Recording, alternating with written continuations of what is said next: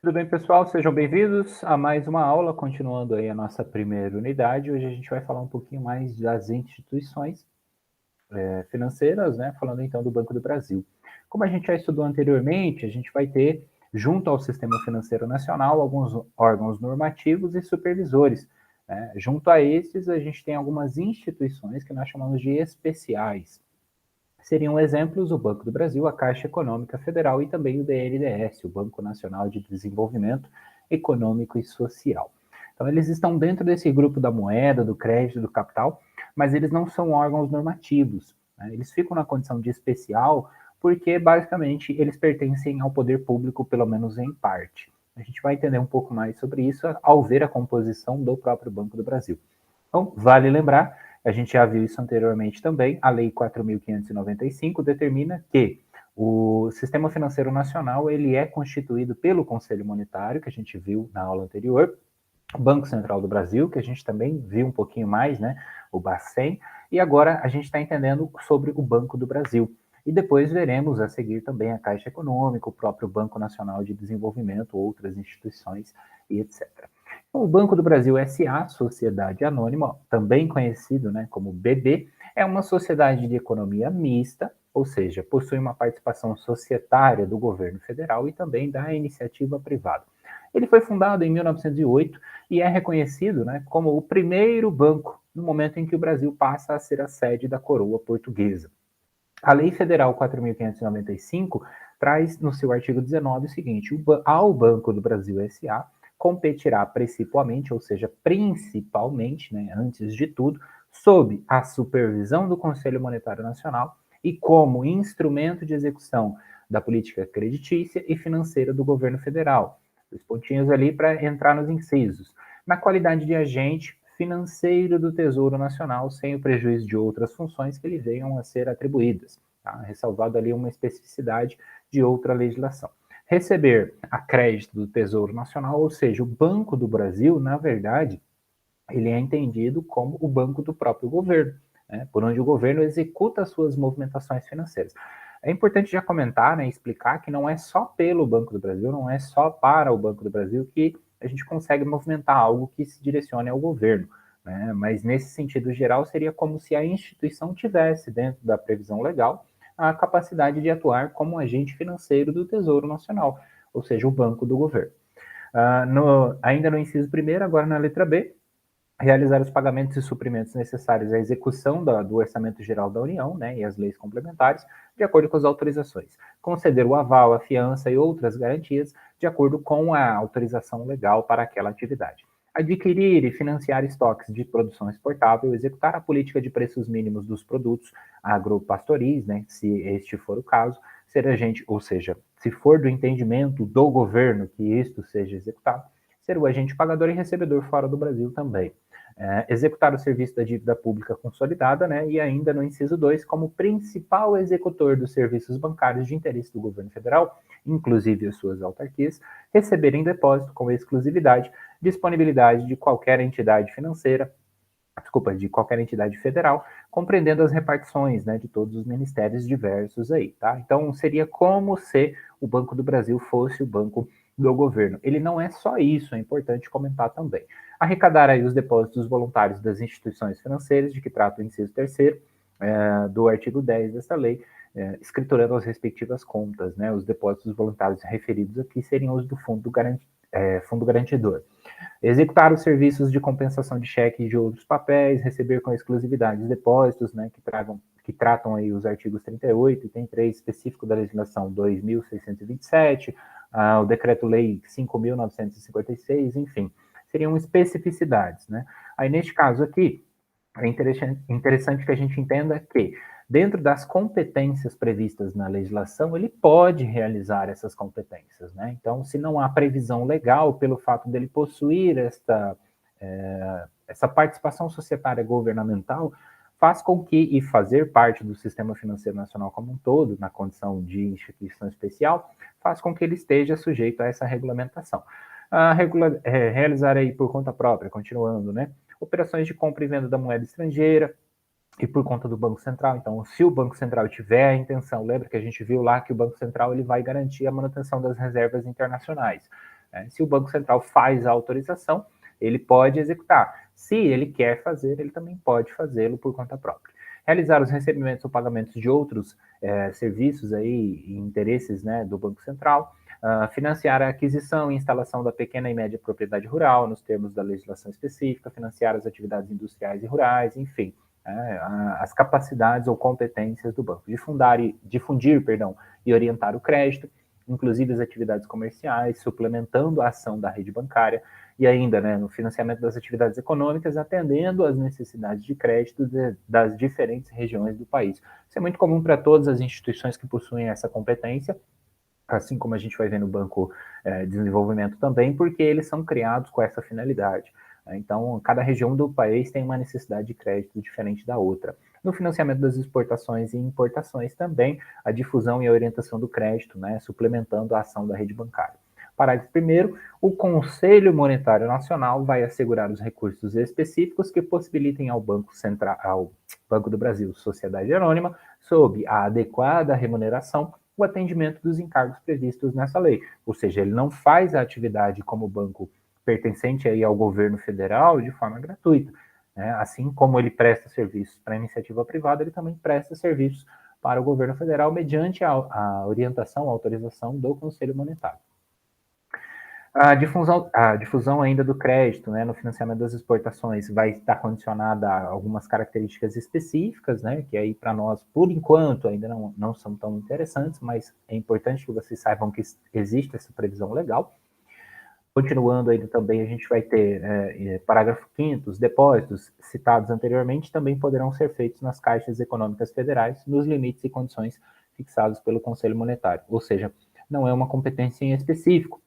E aí é basicamente para dizer assim, olha, do montante global dos depósitos arrecadados, o banco colocará à disposição do Banco Central, o Banco do Brasil colocará à disposição do Banco Central da República do Brasil, observadas as normas, a parcela que exceder as necessidades normais de movimentação das contas em específico. Quer dizer o quê?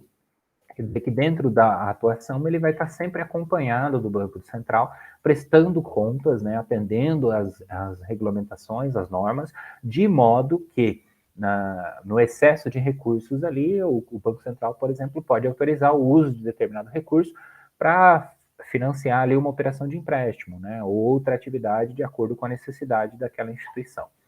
Artigo 20 agora, o Banco do Brasil e o Banco Central vão elaborar em conjunto o Programa Global de Aplicações e Recursos do primeiro para fins de inclusão nos orçamentos monetários, né?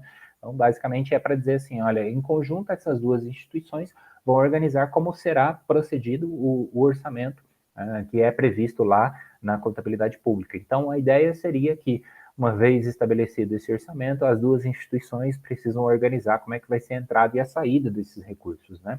Para justamente orientar o processo de pagamentos, enfim, coordenar da melhor forma possível. Então, pensa você, o servidor público federal, ele vai receber esse dinheiro de onde? O banco, a República Federativa, né, o governo, melhor dizendo, ele precisa ter um banco, e esse banco vai ter que coordenar essas atividades para garantir, por exemplo, que haja recurso disponível na data do dia 1º, vamos supor, se for o pagamento, ou pagamento de despesas, pagamento de outros recursos, recebimento de receitas, né, de tributos, de contribuições, de impostos, de outras taxas que venham a ser recolhidas.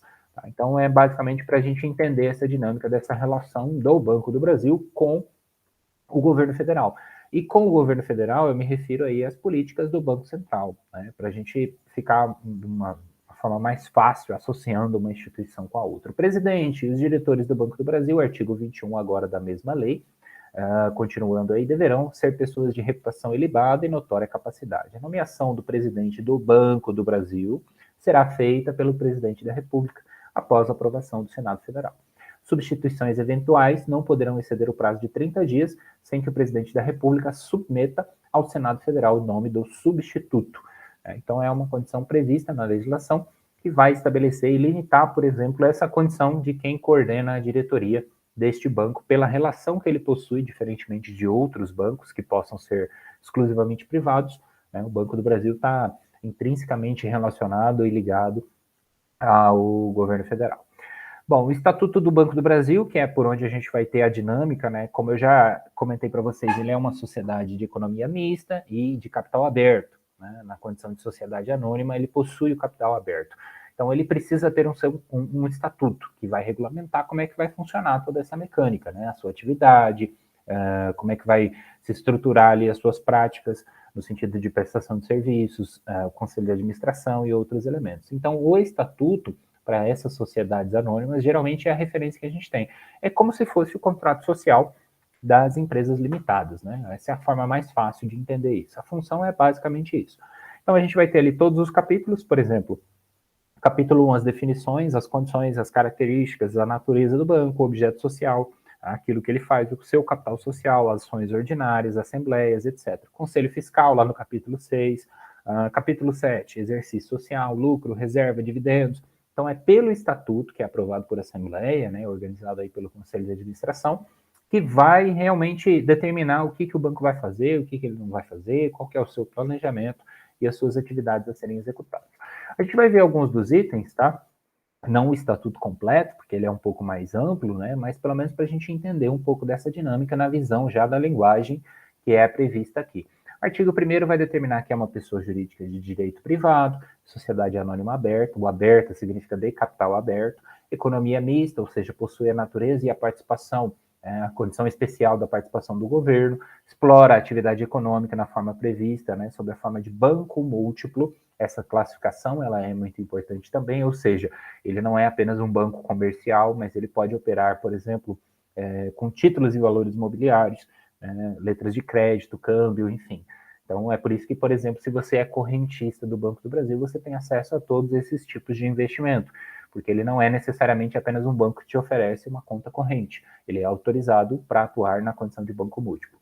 O prazo da sociedade, ou seja, da entidade em si, é indeterminado. Isso é muito importante, porque a premissa seria o mesmo de uma empresa de atividade comercial, uma indústria, né? A gente não abre uma empresa para fechar ela com prazo determinado normalmente, e isso precisa ser claro.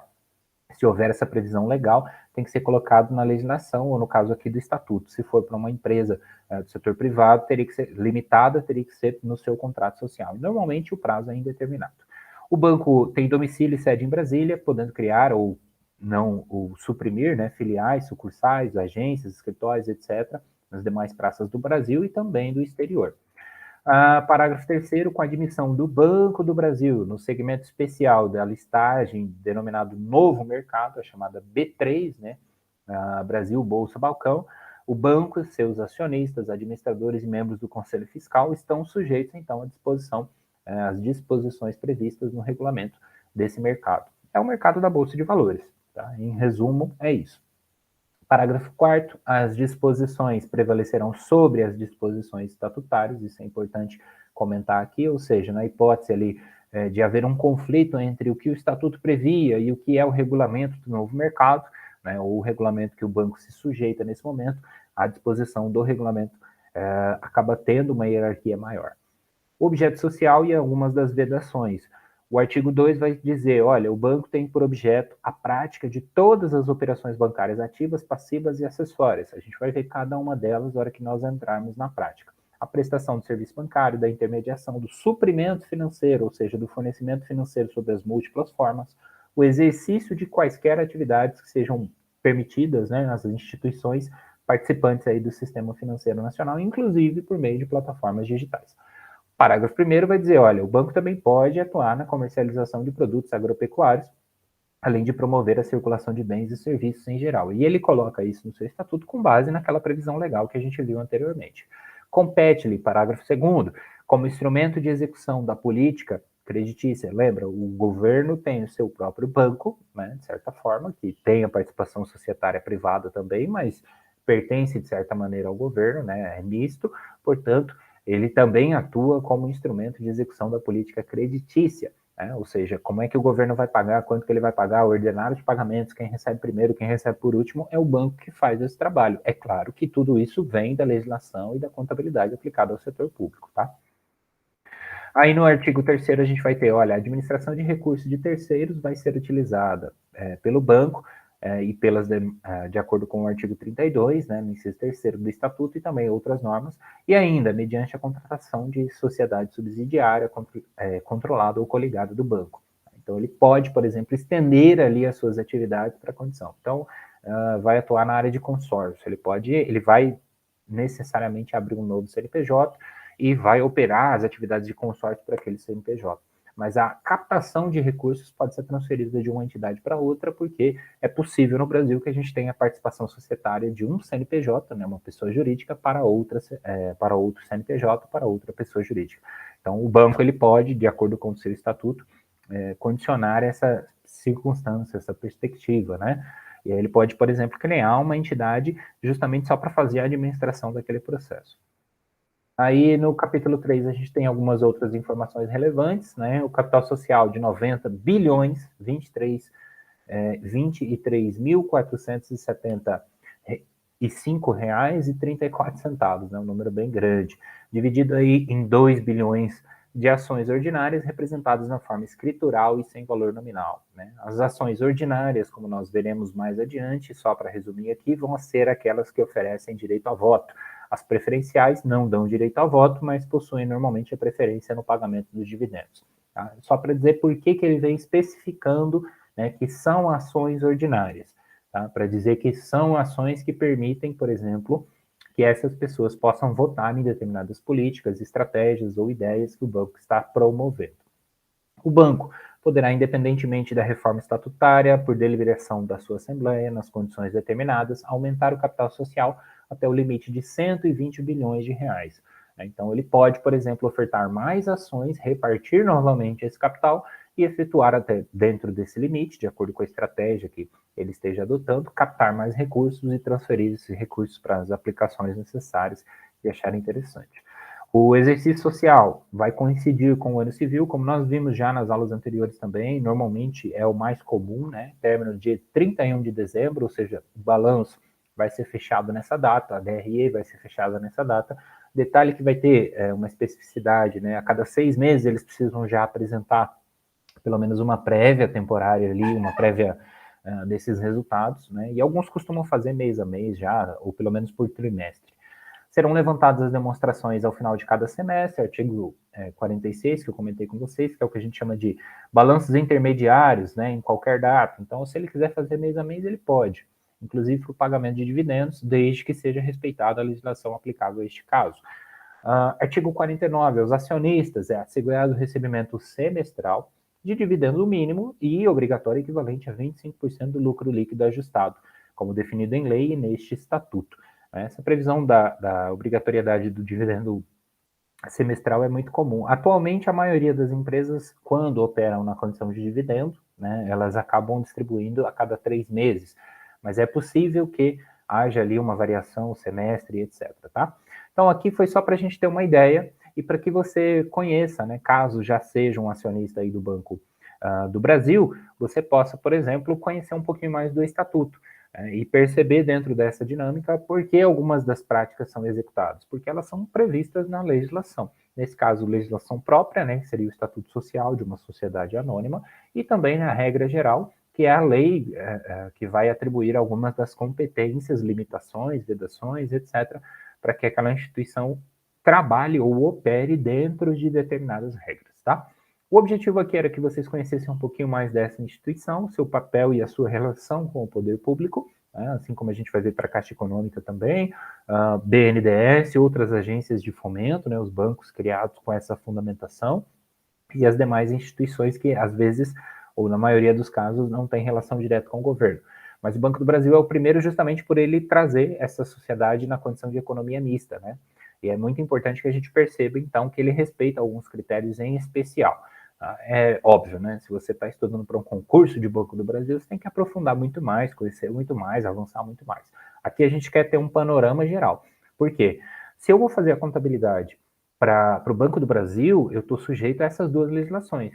Né? A legislação, por exemplo, da política pública, como um todo, das demonstrações, a lei que vai tratar da contabilidade aplicada ao setor público, a MCASP e etc., ao mesmo tempo que eu estou sujeito à legislação empresarial, né, que seria aí a 6.404, enfim, né, as legislações específicas das instituições financeiras, uma série de outras. Então, eu vou ter que, de certa forma, combinar essas duas de modo que a política contábil respeite toda a regra, toda a legislação.